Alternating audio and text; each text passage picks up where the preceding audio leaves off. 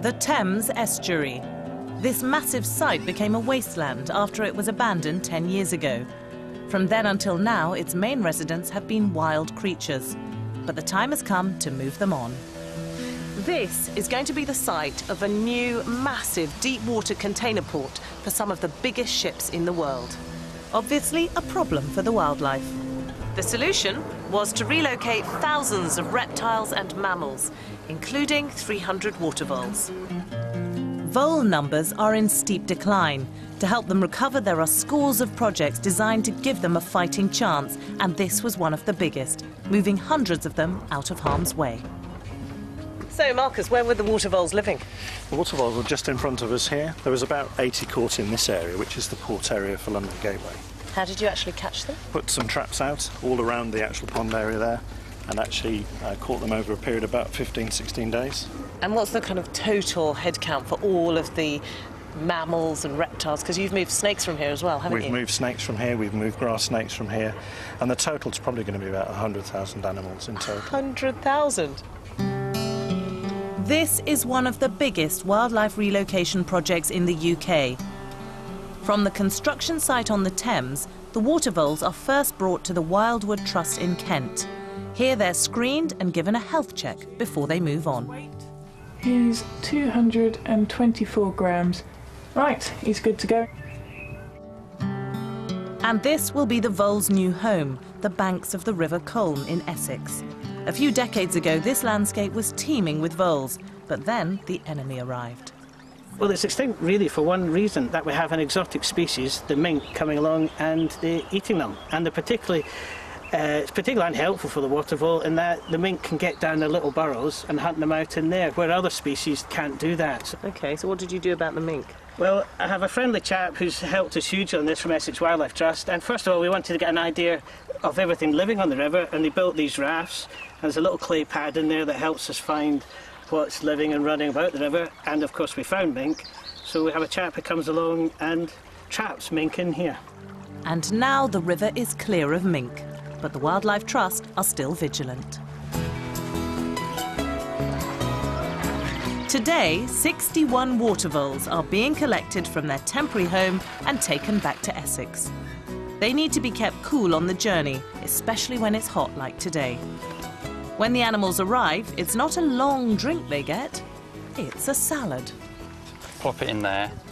He is moving around in there, and it'll find it.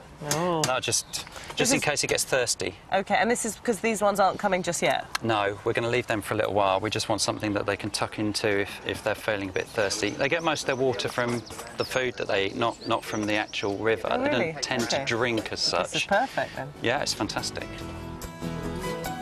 For Darren Tansley and his team from Essex Wildlife Trust, the mass release of water voles back to the wild is the culmination of months of planning. Of the 300 water voles, some of them have already been put in their new burrows, but it's obviously going to take quite a long time to put them all along the river, so I'm helping with this next batch.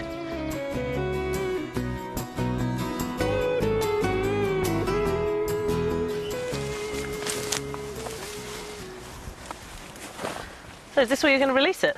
Yep, this is the release pen. It's actually dug into the ground, so there's a lot more of it below than you can see from above. It's basically an empty chamber at the moment. It's quite roomy in there. You're going to put them in that box and shut the lid? Oh, look at that. Yes, I mean, it sounds a bit cruel, really, burying them alive. It does. But part of their life cycle is burrowing, and so they're going to easily burrow out of the bottom of this pen. They'll start to make their own little burrow system in the bank.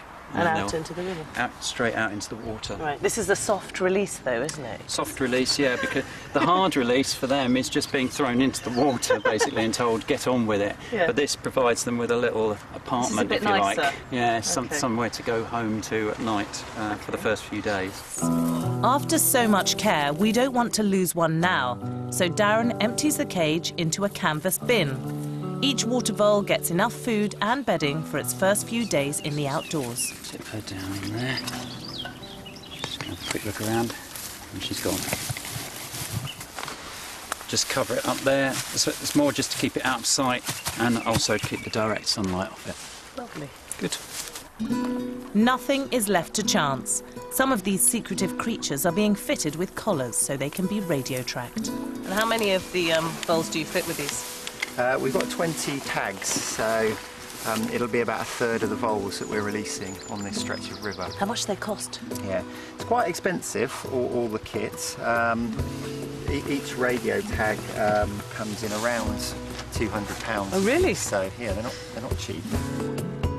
And fitting them to such a small animal is tricky. These devices will reveal the vole's exact location and tell us more about their habits. Each collar has its own frequency, so the animal can be tracked precisely. If you point it towards the vole. So that's the sound that you'd hear. clicking is the sound of a live vole. And how far away would this work? Maybe half a kilometre if Oh, it's really? down in the riverbank. Maybe a bit further. If we're at the right level, then you could get a kilometre, maybe something like that. But certainly, you know, a few hundred metres is what you'd expect to be able to track them from. Up and down the riverbank, the work goes on. The water voles are being rehoused 25 metres apart, the males and females carefully distributed. After about 12 weeks, the water voles with tracking devices will be trapped again and their collars retrieved. But the Wildlife Trust will keep an eye on them for much longer. So only a few more to go now. Yeah, we're virtually finished here.